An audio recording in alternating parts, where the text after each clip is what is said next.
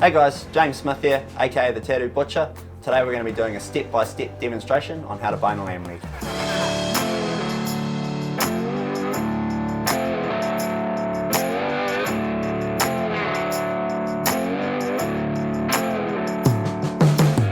Alright guys, today we're going to be using a nice 3/4 lamb leg. Most of these you'll find in a supermarket or any butcher stores. These are something that you'd usually find in a vacuum pack bag, so it's pretty easy to get a hold of. These days it can be a little bit harder to find full lamb legs just because of the price of lamb and that kind of stuff. So I've got a nice New Zealand lamb leg here that we're going to be using today. So I'm going to break down, obviously go through every step today, and we'll work our way through it. So most important thing is having a really nice sharp knife, guys. Again, use a shorter knife. It's a bit easier to bone with that rather than something really big and silly and stupid. So first of all, I'm just going to take any little excess bits of fat off, okay? So anything we don't really want, so I'm just going to trim off any of that. Cool. So anything too heavy.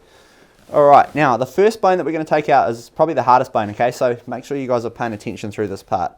So this is our H bone, okay? So we need to remove this.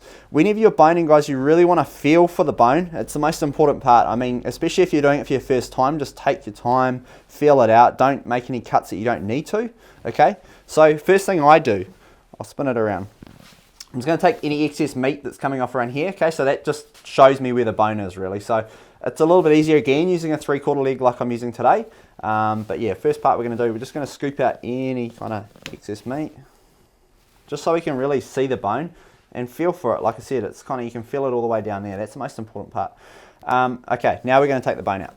Okay, so first of all, we're just going to run the tip of our knife down the side of the H bone. Okay, just clear it off to one side first.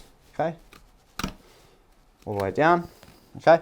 Now we're going to spin it around. It's easier if you're cutting kind of away from yourself rather than towards, so I always kind of put it on an angle that I can cut away from myself rather than towards myself.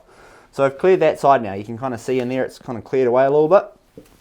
Now what I'm going to do is run my knife flat down the other side. Okay. Once you've come down there, you should see a little joint. It should open up, okay? So I can see it. I've done this a lot of times again, so it's something that I'm confident doing. But for you guys at home that are doing it first time, just take your time. So a nice little cut, you should see that joint open up. Okay, we can see that joint just opening there. That's what we want, all right? So next thing we're gonna do is just kind of work our way around the joint. We're not gonna try cut through it. We can't cut through it. We need to just kind of chip away at it. Okay, it's a little ball and socket joint again. So when we're coming through there, we should see it open up. Feel for the bone, take your time, just run the tip. Just use the tip. If you put any more in, if you go too deep, you're going to start slashing into your meat. So you just want to use the end of your knife. Okay? So we're just going to kind of work our way along. Feel for the bone. Again, it's starting to come out now. We can see that the bone is kind of coming out there. So we know that we're going to meet somewhere over on this side. Okay? So keep running the tip of your knife. And as the bone kind of curves around, make sure that you're changing direction, not still going flat. You're kind of just following the bone. And that's the most important part about taking your time and using the tip of that knife. Okay? So I can kind of see it's coming away now. Cool, and that's our bone, okay? So that's our H bone that's been removed there. Again, we can use that for stews or anything like that. It's good, give it to the dog, anything like that. That is our hardest bone to take out, okay? So the rest is easy from now. Well, should be easy.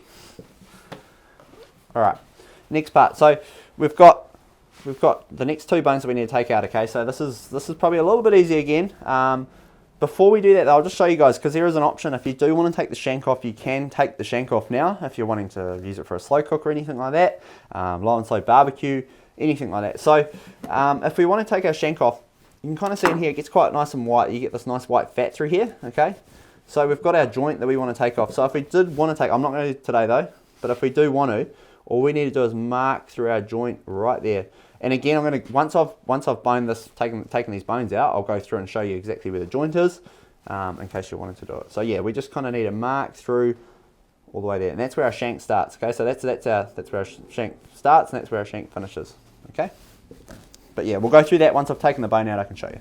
So now we can see where our bone goes. Okay, so again, like I've done this a lot of times, so I know where it's going to go. Again, just using the tip of our knife. Okay, see the bone starts there. All I'm going to do is take the tip of my knife from where that bone starts, and I'm going to put some force against it, and run it down the side. Okay, our bone runs down here. So all I need to do is keep the tip of my knife hard against that bone. We don't want to come over this way, we want to come towards the bone. So again, I try to pull the meat away as I cut. So you'll see as I do this now, okay, I'm keeping the tip of my knife. Even if you just do a little cut, you can see where it starts. And I'm just going to run the tip of my knife just along that bone. Okay, so I'm pulling the meat away at the same time. Just cut down there, okay? So this muscle here is our top side. So we're trying to pull that away almost as we're doing it. Alright, just like that. So we can see our bones there, okay? Now all I'm going to do is finish clearing this side, okay? I always find it easier if we bone down one whole side before we start boning down the next side. So I'm just going to carry on boning. Tip of the knife again, just hard against that bone. If you feel a little jag, just kind of loosen up your grip and kind of work your way around it. So again, tip of the knife. This is why it's so important to have a sharp knife. So I've cleared all the way down the side there, and down there, okay? So I've kind of cleared everything away now so we can kind of see where our bone is, okay? So it's nice and clean. Once you've done that side, then we can move down the opposite side, okay? So before I do, we can see we've got a bit of meat along here. We just need to clear that off, just like I said, if you can see where you're working, it's so much easier. So I always kind of chip away at it. So I'm just going to run just down there. Just the tip of my knife again, scraping along that bone. Okay. So now that we've cleared that top bit, we can see exactly where we're going to go down on this side, okay? So again, just the tip of the knife. Now you're going to get through a little joint here, a little knuckle, okay? You almost need to break through that, so that's just attached there. So we're just going to clip that out. That's that little bone there, okay? So as we come through that joint there, we just need to click that out, okay? Now I'm going to carry on going down that side. Tip the knife again. All that in, okay? Cool. So now that we've cleared both sides, we can see where the last bit we've got to clear is just down the back here, okay? So it's really easy. All I'm going to do is kind of turn this and kind of, so it gives me a bit of a grip so that I can pull the meat away as I'm cutting. Again, if you're cutting on top of the meat, you're going to find that you're going to be slashing into muscles, and we don't want that, okay? So now I'm just going to run down the back of that bone there, okay? Again, tip of the knife, that's all you need. And then we're just going to follow our way down. Cool. Same again, if anything's on. Now I'm just going to clear this little bit of meat up here.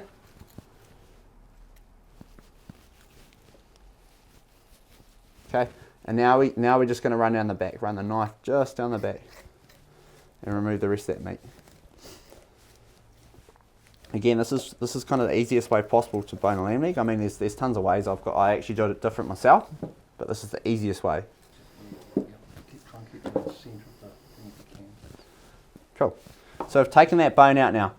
Now all we're going to do, so again, use that for animals, anything like that, low and slow cooks, any stews, anything like that. You can use that bone for. Nice bit of marrow in there. If you want to cut it, if you can cut through it with a chopper or a handsaw or anything like that, I'd recommend that. Cool. So now that we've taken this bone out, we can go back and I'll go through how to take that shank off, like I was saying before. So again, like if you are wanting to take the shank off, okay, the bone's sitting in there. All we're going to do is mark through the joint. So when, like I said before, you're doing a nice cut through. All we're doing when we're doing that is just going straight through that joint there, okay, and we're marking around it, okay. And you should just be able to kind of wiggle your way through that. Okay, so that's if we want to take that shank off, okay? So that's sorted. All right, back to boning and rolling. So now all we're going to do is just go through and take any excess stuff out that we need to take out, any fats, any lymph nodes, anything like that, okay? So this is kind of, and I'll go through the muscles as well while I'm doing this, so it's nice and easy. So first thing, there's a little tendon that's running through there. I just want to take that out, okay? Something that's just a little bit chewy again, that's me just being fussy. Okay. Now all we're going to do is take this little knuckle out. We need to take that out. So all I'm going to do is kind of work my way around that, okay? That's all we need to do. Take that out, just like that, okay? Nice and easy. Now, so we've got our muscles, we've got our knuckle here. If we were doing a full leg, this is where our rump would sit. And this is where our top side sits. So with the top side, have a little bit, we just need to trim out any of this little excess fat under here. And we also have a little gland that we want to take out as well, okay? So as you can see, there's a big chunk of fat sitting right there, okay? So we want to take that out because there's a little gland in there as well. So all I'm going to do is, you can see where it is, you can just run the tip of your knife and it should just kind of start popping its way out, okay? Kind of just wiggle through really lightly. We're not trying to slash into the meat or anything like that. We're just trying to take it out. Right there you can see the little gland, okay? So that's what we were trying to take out, all our little fat and that, okay? So again, all I'm using is a tip of my knife. We don't need to use anything else. So if we're too heavy, we're going to cut through into our meat, which is not what we want to do. Okay? Then any kind of excess fat, we just want to wiggle out. Okay. So yeah, carry on trimming all the fat out, anything that you don't really need. Most of this is pretty good. Like most of it's got flavour, so we can cook it anyway. I mean, I'm just being a little bit fussy here, just going through and taking out little bits of fat. Cool. So right about there, that looks pretty good. To me, that's what we want. Okay. So now before rolling anything like that, I always recommend rubbing any spices, anything like that. If you've got a really nice dry rub, something like that, rub it on the inside, okay? Because we're going to be rolling the inside, and it's going to kind of all just send a load of flavour through it. So yeah, now going to the next bit, we want to make sure that we're going to have a nice consistent roll. So if I just rolled it up like this, it's not very consistent. So what I do, I always tend to chuck the shank in. If we're going to, like again, if you're going to keep the shank on, like we are today, I'd recommend kind of rolling it into the middle there, okay? And then all we're going to do is kind of roll it, and we want a nice even shape, because if we're cooking and we don't have a nice even kind of consistent bit of meat, one end's going to cook faster than the other, and it's going to be a bit of a disaster, okay? So again, I just tuck the shank in. It's a really nice and easy thing to do. And then we get a nice consistent kind of ball there, okay? So we can see it's all the same thickness the whole way through. Now, next step, we're going to be tying, okay? So before doing this next part, guys, and tying the roast, I'd recommend going back and watching my past video on how to tie a butcher's knot. We're going to have the link come up on the screen so you guys can click on that and have a look at that before you go into the next step, okay? So cool. So today I'm going to be using a gourmet butcher string to tie my boneless lamb leg with. So if you're wanting any advice on string, go on and see your butcher. Ask for a nice thin string or anything like that. I'm sure they'll send you in the right direction if you ask and tell them what you're doing. Okay. So before I start rolling, I always like to add a little bit of colour to my roast, and also a little bit of flavour. So today I'm going to be using a little bit of rosemary on top. Okay. So this just kind of makes it look the part and also taste the part. Okay. So, first knot, I'm going to run one right down the middle, okay? So, same again as we did before, linking it up. Now when we pull these knots, we don't want to pull them too tight. Boneless legs, anything boneless, is a little bit harder to roll, so we need to be a little bit gentle and don't pull too hard, otherwise we're going to have our meat kind of explode out one end, okay? So I'm pulling that in, tie my knot. Cool, so moving on to the next string, guys, we want to keep a nice even space between our strings, okay? I usually go around 1 inch, there's no personal preference. I mean, it's just it all depends on how you want it to look and that as well. So I mean, you don't have to do as many knots as I'm going to do, as long as it's kind of consistent and it's held together. So yeah, next knot we're going to do a 1 inch gap. Again, same thing. Remember, not pulling too tight, as it starts to explode.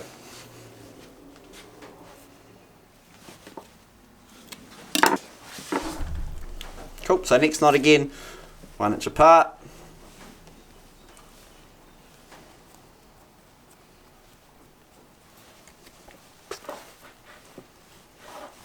And locking it in, not pulling too tight again. Nice. Tie that up. Cool. Got one more on each side.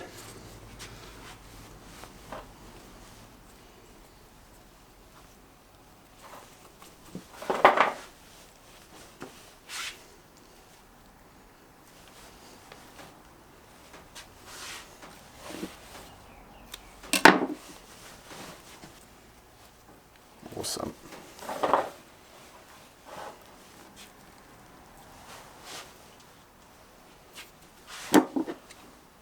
Awesome. And usually when I do a lamb leg, I like to run one right down the middle. Again, because you can see now that we've tied it, we've kind of got it's got a little bit thinner on the ends. So I usually like to run one right down the middle. Okay, that kind of brings everything back in and keeps it nice and shape. So I'll do one straight down the middle. It's the same as doing any other knot. There. Again, don't pull it too tight. We don't want it to go everywhere. So. Cool, so that's our boneless lamb leg there. If you're wanting to add any kind of flavour on the top again, I'd recommend like a red wine and garlic or something like that you can baste it with as you're cooking it. But apart from that, that's it guys, so yeah. Alright guys, that's how you do a boneless rolled lamb leg. If you haven't already, make sure you go and subscribe. Also go follow me on Instagram, it's in the notes below. Otherwise guys, till next time, stay sharp and I'll see you soon.